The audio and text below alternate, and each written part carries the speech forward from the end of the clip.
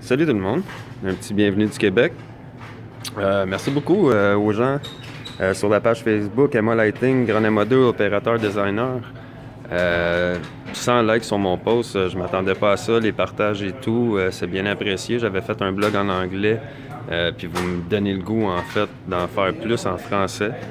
Donc si vous avez d'autres sujets ou d'autres choses que vous auriez goût qu'on couvre ou qu'on fasse comme démonstration ou comme maintenance ou quoi que ce soit, n'hésitez pas à laisser là dans les commentaires.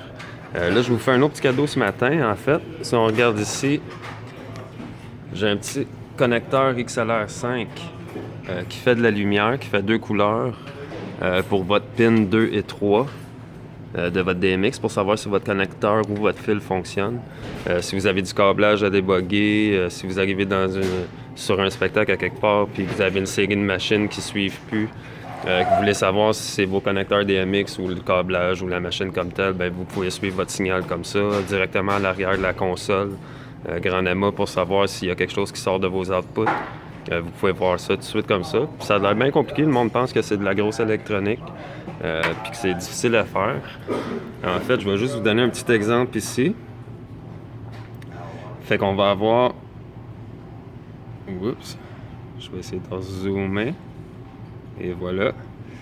Alors, tout ce qu'on a, c'est deux diodes qui vont être reliées. La première entre la pin 1 et la pin 2. La deuxième entre la pin 1 et la pin 3. La façon vite de le voir comme ça, c'est que dans la diode, quand vous allez la regarder à l'intérieur, vous allez remarquer qu'il y a une grosse et une petite partie. Ben, en fait, la grosse partie de la diode va aller sur la pin 1. Également, autant la rouge que la verte. La grosse partie de la diode s'en va sur la pin 1, c'est le moins. Avant de s'en aller à sa pin 2 et à sa pin 3, ensuite, on met une résistance. Moi, j'ai mis 220 ohms. On peut mettre n'importe quoi entre 220 et 470, je dirais. Là. Tout ça, ça devrait fonctionner. Vous pouvez recouvrir ça après ça avec un petit... Nous autres, on appelle ça ici du heat shrink tubing. C'est une espèce de petit tube en caoutchouc qui rétrécit quand on le chauffe. Vous allez pouvoir faire un petit montage comme ça qui court-circuitera pas tout ensemble. Donc ça vous donne un petit aperçu comme ça. Même vous pouvez vous laisser ça juste comme ça, mettre ça dans du tape, puis garder ça dans vos poches. On sait jamais quand c'est que ça peut venir très pratique. Vous pourriez en avoir de besoin. Donc un petit connecteur comme ça, deux lumières. Vous pouvez tester n'importe quelle connexion DMX. C'est sûr que ça vous dit pas ce qu'il y a sur le... Qu'est-ce qui se passe comme langage sur le fil, mais au moins vous voyez qu'il y a du voltage et que le connecteur fonctionne. Donc voilà, super petit montage facile à faire, pas plus dur que ça. Vraiment juste deux résistances avec deux LED.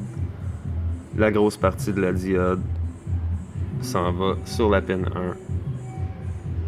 Et c'est aussi simple que ça. Ça peut vous sortir du pétrin bien souvent. Je sais qu'il y a des gars qui m'en parlent régulièrement. J'en ai fait pour plusieurs ici. Puis tout le monde a l'air d'apprécier vraiment ce que ça leur apporte.